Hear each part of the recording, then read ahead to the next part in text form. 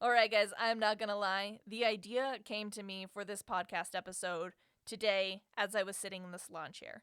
I mean, I kind of already knew that I wanted to talk about my own personal history with anxiety and depression, but exactly how I was going to tell you guys that, yeah, that happened today, the day that I am recording this podcast. And of course, I was feeling so excited. I was feeling so confident because my hair looks real good that I knew that I needed to sit down at the microphone, grab that glass of wine, and really just pour my heart out to you guys. So, with that, I hope you enjoy today's new episode. Welcome to Drawn, the podcast that draws you in with stories of hope, healing, and even a little hustle while battling anxiety and depression. Think you have to wait until you've conquered your mental illness to start living a joyful, meaningful life? Think again.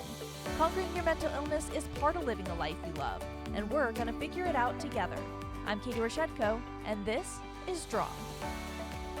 I first started talking publicly, aka on my social media, about my struggle with anxiety on June 3rd, 2018. I actually posted a Bible verse from James 1:2-3, which says, "Consider it pure joy, my brothers and sisters, whenever you face trials of many kinds, because you know that the testing of your faith produces perseverance."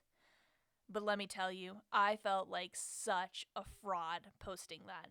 Because what trials could I possibly be going through at this time in my life?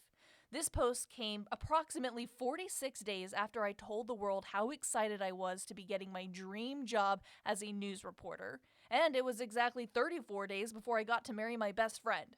So I had these two major and really ultimately exciting events bookending my coming out of the anxiety closet, so to speak. I felt like a fraud, I felt ungrateful, I felt dramatic. But we'll get to those three things in a little bit. Along with the post, I wrote in the caption, "It's hard to admit this on social media where we want to always present this living my best life attitude. But right now I find myself in a dark winter of stress, anxiety, sickness, depression, and exhaustion. I cry a lot. I have a hard time eating most days. I lie awake at night worrying about everything. I know I'm not alone in feeling this way, but sometimes it's hard not to feel isolated when you're in pain. You feel like no one can possibly understand what you're going through. But I know that's a lie. I know you are feeling the same way or have felt that way before, so I humbly ask you for your prayers. I'm broken right now. I have no strength left. Please pray for me for strength and peace in this season of winter. I'd really appreciate it." Reading that now, my heart just breaks for this girl that I was. I was deeply broken, and I really was having a hard time coming to terms with that and trying to understand, how did I get here?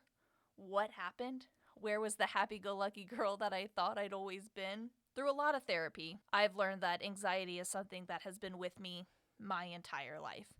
I've always kind of been an anxious person, always nervous about new things, but had enough common sense and fortitude to really want to still pursue new things because I knew that ultimately it would make me a better person or a more well-rounded person, or ultimately I'd have a good time in the end, even if I was really nervous to attempt to jump off the cliff, so to speak.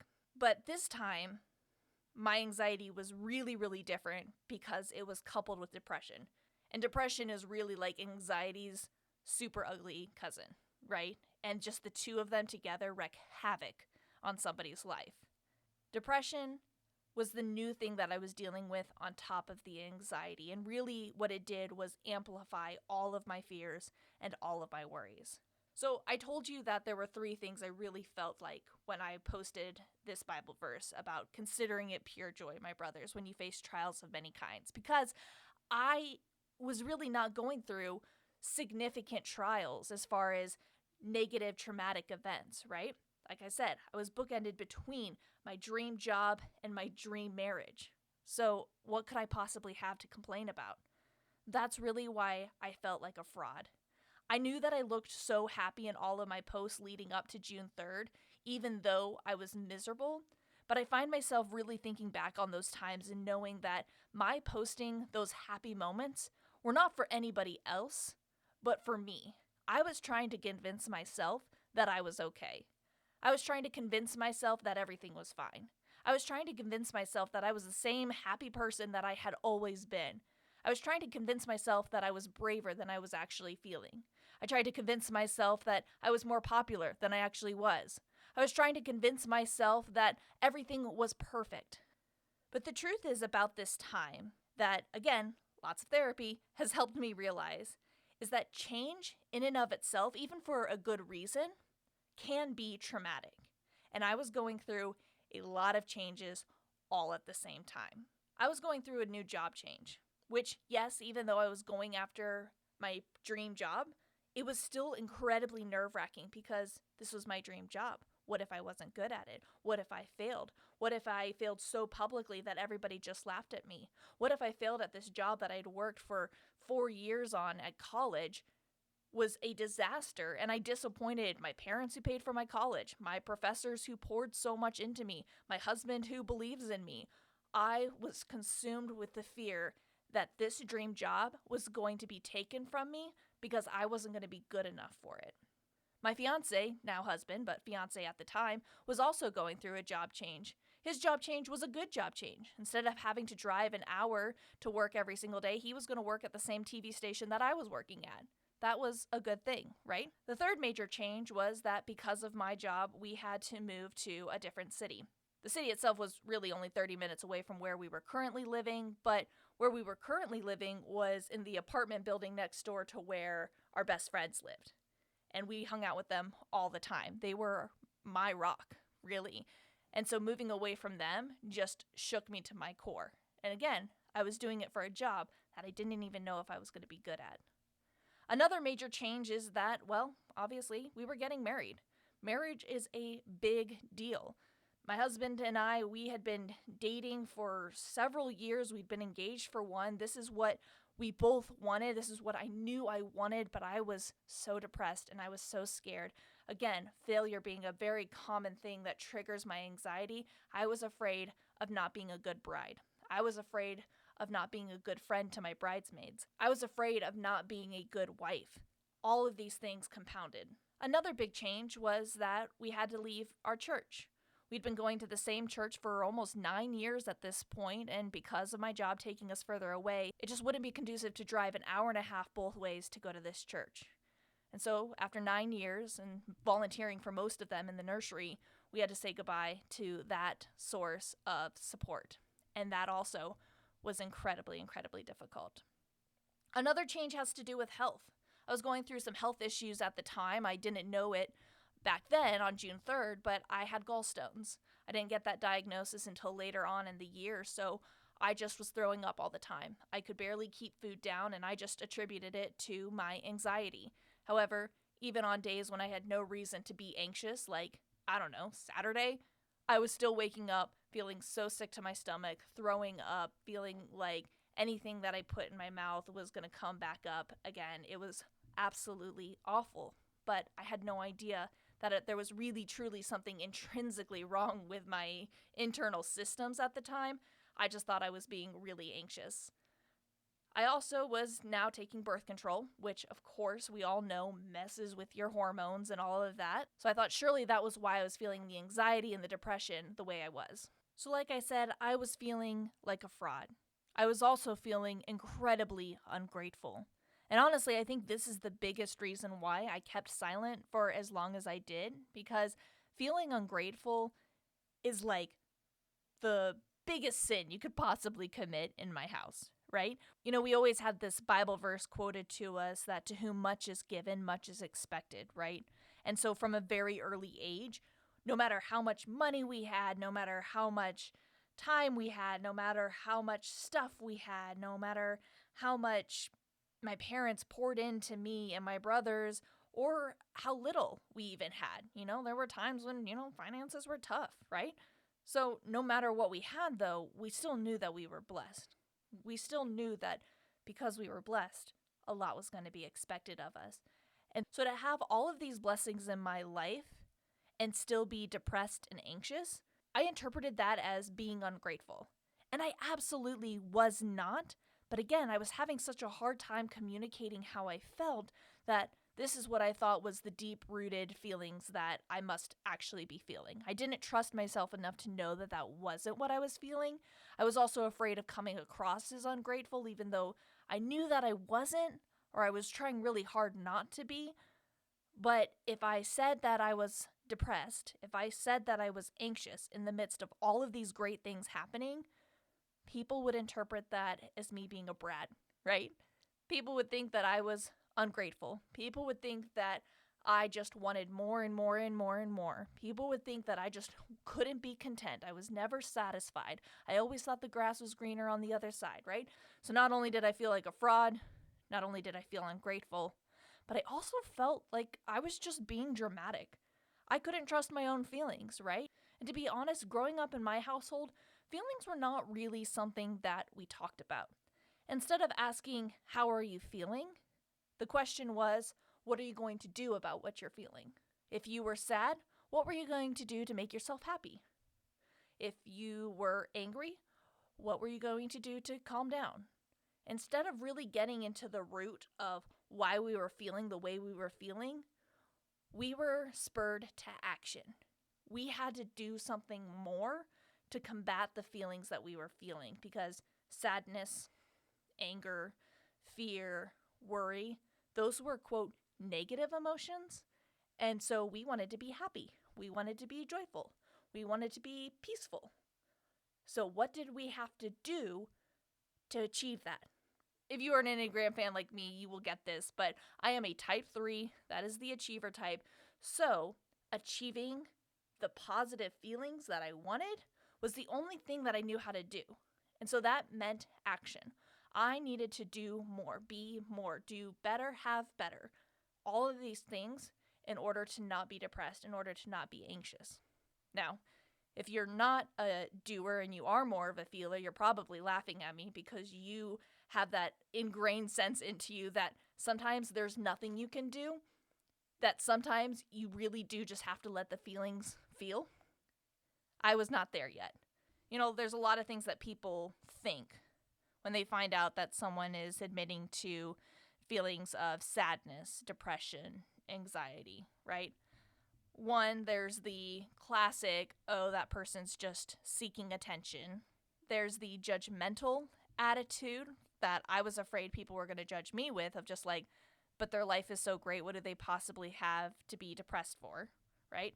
There was the comparison, people thinking they're depressed. Look at my life. My life is so much worse than their life. How can they be depressed? There was also the superiority complex of, they're only dealing with this and they're depressed. Man, I've dealt with this, and this, and I'm not depressed, so clearly I'm a better person. All of these things that people have thought, I was afraid that they were going to think about me if I started to admit that I was feeling depressed and anxious. Does this sound like you at all? Am I hitting the nail on the head? Am I saying the words that have been so long in your brain you just didn't know how to get them out? Because trust me, there was a lot of people in my life in those early years who were speaking the words, singing the lyrics that were in my heart that I didn't know how to say either. So I get it. I get it. Sometimes it is so hard to communicate with people, whether they're strangers on the internet or with the closest people that you love in your life. But here's the deal. You've got to start talking about it. As soon as I posted that Bible verse, along with my request for prayers and support, the support and the prayers came.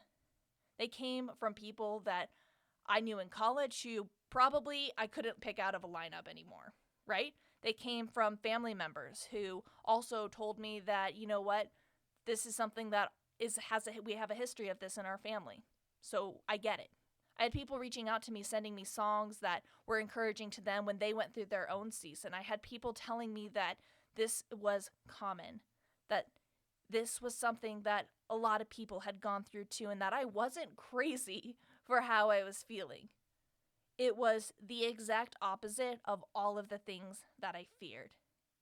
And so I encourage you right now, to whoever your people are, whether you need to tell your family, whether you need to tell your closest friends, whether you need to just put it out there on social media. You need to start talking about your feelings. You need to start talking about what you're going through. You need to stop trying to make it all make sense. Stop trying to make it all look perfect. Stop trying to look at the problem and automatically have a solution. Because sometimes solutions take time, and sometimes there's this refining process in the solution, right? And so for me, I'll tell you a little bit about my solution, which honestly, if I'm being really honest, which I do try to be on this podcast, my solution wasn't really my idea. It was my husband's. Well, at the time he was my fiance, but he dragged me kicking and screaming to therapy. Therapy sounded like the ugly T word that you did not say, that you certainly did not admit to going to. It sounded like this, like, I don't even know, like, foo-foo, talk to a stranger solves all your problems, yeah, right, bull crap, that's not going to work, I will go to appease you, but after a session, if I don't like it, I'm done, right? Yet, he still booked the appointment, he still said, Tuesday, 7 o'clock, be there, or else, and so we went. And that first session, it was a lot. It was a lot of, well, this is what I'm feeling, this is what I'm doing, this is that, this is this. And my therapist just listened and said, okay. By that time, the hour had gone up and was like, okay, when do you want to come back? And we really almost didn't even have a choice. We booked the next appointment right there for 2 weeks later, showed up again, arms crossed, thinking, this is such a waste of my time. I'm so stressed with work. I've got so much to do. I'm so anxious. I want to go to bed. I don't want to be here. What is this person possibly going to do to help me? So we went to another session. The first thing that I really, really encourage you to do after talking to people is sit down with somebody professionally. You go to a oncologist if you found a lump in your breast. You go to an ophthalmologist if you find that you are having a hard time seeing. You go to an orthodontist if you are having a hard time chewing without feeling like your teeth are falling out, right? So why not go to a therapist when you are having problems with the way you think? Just saying. All right. So not only did Sam drag me to my therapist, but my therapist and Sam both highly encouraged me to go to the doctor to figure out what was wrong with my body and why was I throwing up all the time, and then also to a psychiatrist, because even though pills and medication aren't for everyone, my therapist recommended that it might be something I want to try, just temporarily, just to see if it helps. And so I did. I did both. I went to a doctor who later diagnosed me with gallstones and scheduled me to have my gallbladder removed a month later. I also went to a psychiatrist, and through the course of probably about 3 months or so, I tried a bunch of different medications, different doses, and then I think about the 6-month mark is when I really started to figure out what worked for me. But again, it was a long process, and it wasn't cheap, but it was worth it, right? So not only have I gone to a therapist, I've also gone to a psychiatrist and a doctor. Obviously, the psychiatrist and the doctor is not necessarily something that you will need to do.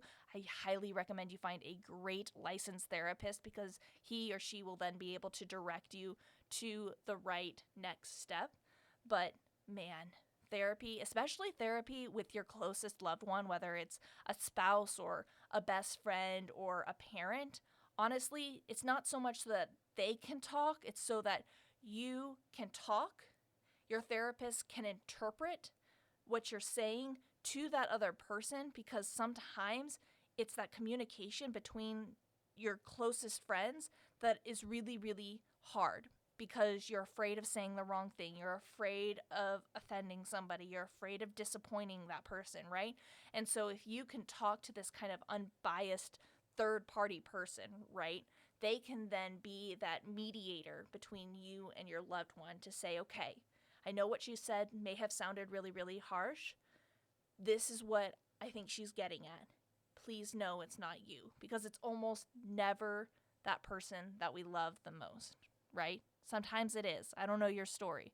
But for me, that wasn't the case. However, a lot of my anxiety and a lot of my angst, a lot of my anger, a lot of my depression, it was all being taken out on my husband. So I really needed to figure out how to communicate my feelings in a way that made sure he was not the target, that he was not the one to blame.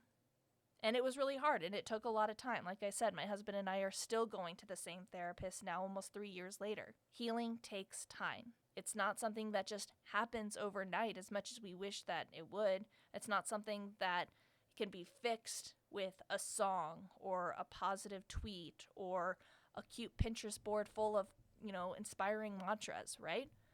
Healing really does take time. So really what I learned from about June 2018 to maybe June 2019, let's just say within that year, especially within those first 3 to 4 months, even though those were still really, really hard months, I know that I was learning a lot. The first thing that I really learned that I really want you to hear is that there is a weird sense of power in being diagnosed with anxiety and depression. I thought that being diagnosed with those things was going to make me feel like a weaker person, but instead it actually made me feel like, oh, it was like if this is what it is, then I know what to do to fix the problem. Before, I couldn't even name what the problem was. And so once I knew that I had anxiety and depression, once I knew that I wasn't crazy, once I knew that I wasn't a fraud, I wasn't ungrateful, I wasn't being dramatic, once I knew that I had a real diagnosable chemical imbalance in my head that was making me feel the way I was feeling and think the way I was thinking, suddenly it was like this sense of relief that I could fix this. It was going to take time. I knew that this could possibly be something that I struggled with my entire life, but I did know that by naming the problem, which I hadn't been able to do before, was really the key in getting to the place where I could start making improvements, right? I needed to be able to work through my feelings before I started working through my actions. Another really, really important thing that I learned is that asking for help is an almost guaranteed way to get it. Sounds simple enough, but I know you. You are probably notorious for not asking for help. Whether it is directions in the grocery store to where, the bok choy is, whether it is asking for help from a doctor or a therapist, whether it is asking your neighbor to help with carpool for the kids and picking them up to and from school, right? A lot of people are really good at giving help, but most of the time we're not really good at asking or receiving help. And that needs to change if you are dealing with anxiety and depression and you want healing. You've got to be able to ask for help. And lastly, the third thing that I learned in this season is just how complicated and intrinsic our bodies and our minds really are. Like I said, I was feeling very, very sick. I was having a hard time keeping down food. I thought it was anxiety, and I'm sure anxiety definitely had a part to play with that, but there was also something physically wrong with me. And the two together, it was just fuel on fire, wreaking havoc in my systems. And so you need to be taking care of your body, whatever that means. The classic drink a lot of water, get plenty of sleep, make sure that you plan time to rest and time for play. Don't just work all the time, right? All of these kind of self-care things that we are told to do really, really, really need to be a priority. Not only is it key to healing your physical body, but it's also key to healing your mind. So while those are 3 things that I learned that obviously I hope you can learn from me as well, there are also 3 things that I really want you to remember from this podcast. The first is that social media is full of pretty pictures. It's not real life. Like I said at the beginning, I was in this season of darkness, of dread, of anxiety. But on top of that, on the surface, what everyone saw was a whole bunch of happy, smiling Katies. Katies that looked like they had it all together. So whether you're the person dealing with something difficult but putting pretty pictures on top of that, or whether you're the person scrolling through Instagram, looking at all of the pretty pictures, assuming that the person who's posting them is having this perfect, awesome life, take a step back, put the phone down. Instagram is not real life.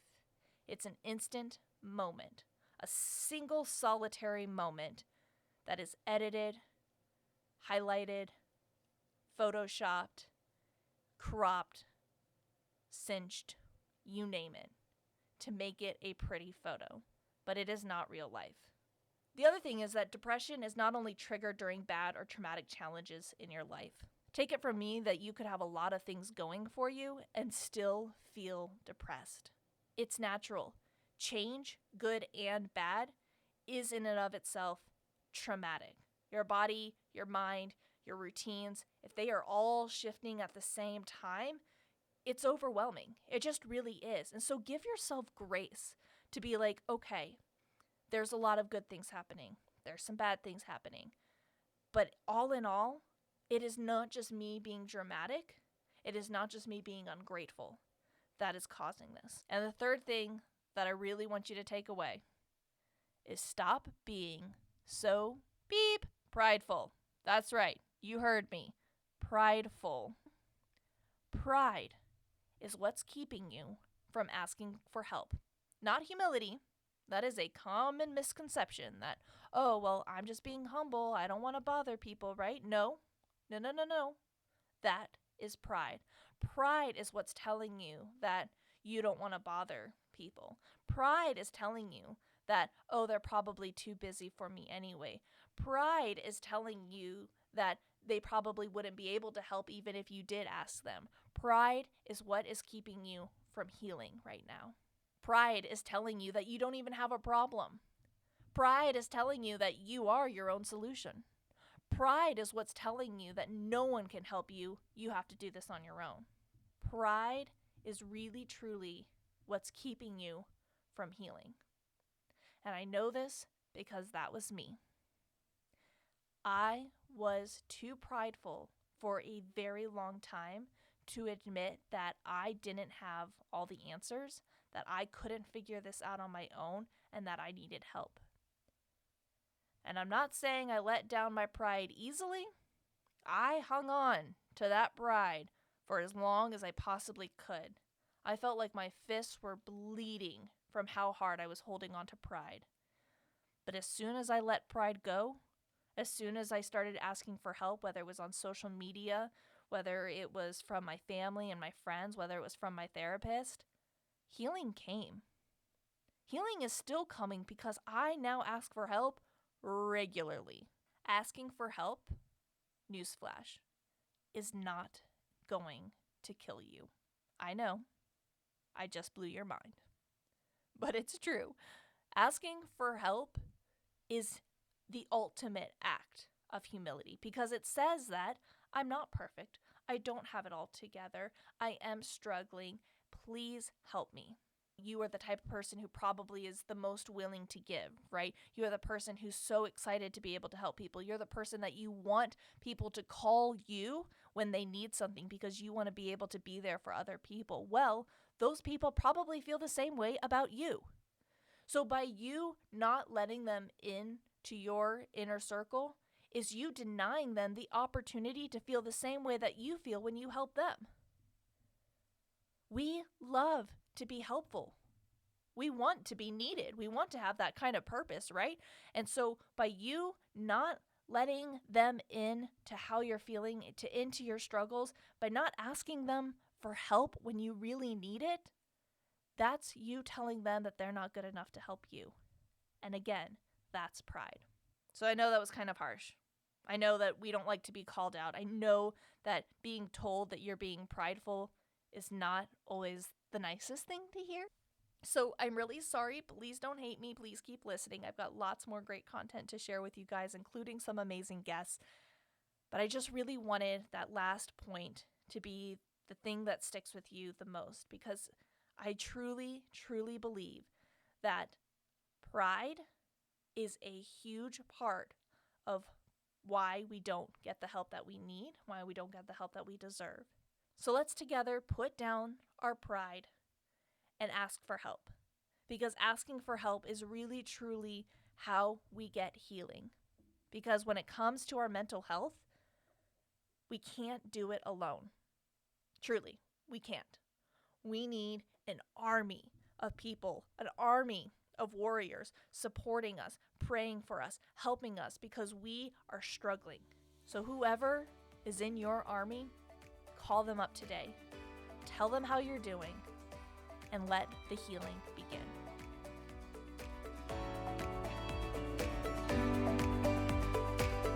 Thank you for listening to the Drawn Podcast, empowering women battling anxiety, depression, and other mental illnesses, where I believe we've been drawn together to create a life we love. You can find more amazing content at my website, KatieRochetko.com, or follow me on Instagram at The Drawn Collection.